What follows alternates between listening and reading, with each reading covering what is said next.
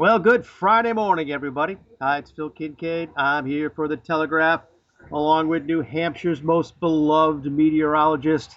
It's Al Caprillion. Good morning, Al. How you Good doing? morning, Phil. How are you today? I'm just doing great.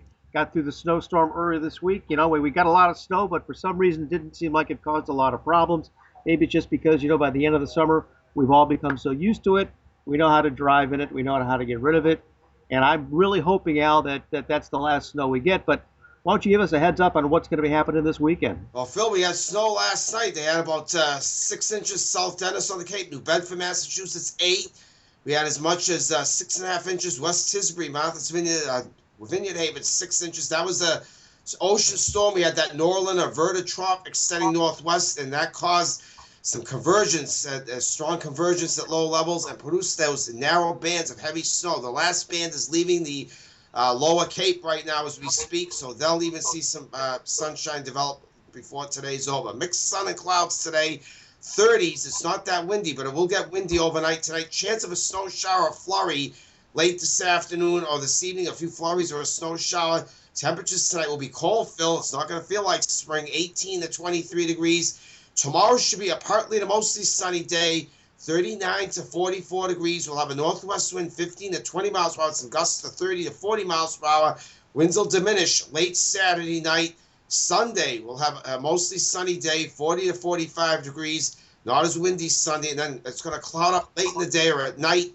And we are still watching. We're going to have a lot of clouds on Monday, and we're going to be still watching that another coastal storm that's going to move off the Mid-Atlantic coast.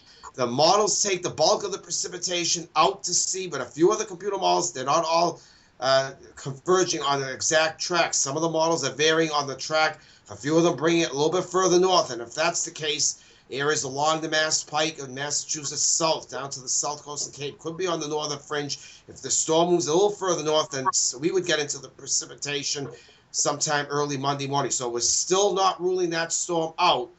That would be early Monday morning, continuing throughout the day Monday. There's still a chance we may get impacted by that storm because, Phil, if you think back to the beginning of February, we haven't missed many storms. And the storm, I want to let all our viewers know, March 7th, 3 weeks, 2.5 weeks ago, that previous weekend from that Thursday, March 7th, all the models had that storm going out to sea. No way. So, Go out to sea. It moved further north. So I'm not saying that's going to happen this time, but we have to leave the door open for that possibility. What's the Panama model say?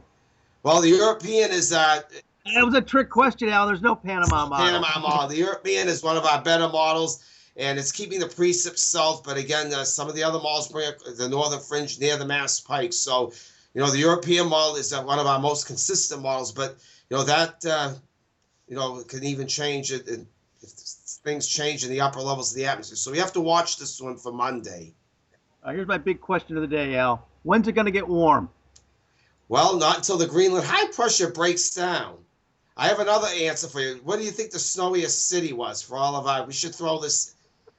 Watertown, New York. No, it was actually Worcester, Massachusetts. They've had it fill 108.9 inches of snow. They're even beating New York State, Rochester, and Syracuse. Worcester, the snowiest U.S. city as we speak this year. Yeah, I saw that on the wire the other day. Amazing, isn't it? That's right. Well, Worcester always gets a lot of snow. Well, they have those hills at orographic. They do, and they get a lot of ice. When we have rain here, they could have freezing rain. They get a lot of ice too, freezing rain. They can. Okay, Al, thanks a lot. Have a great weekend. We'll check with you on Monday morning on that storm. Yes. Absolutely, and check on that Panama model. Have a good weekend.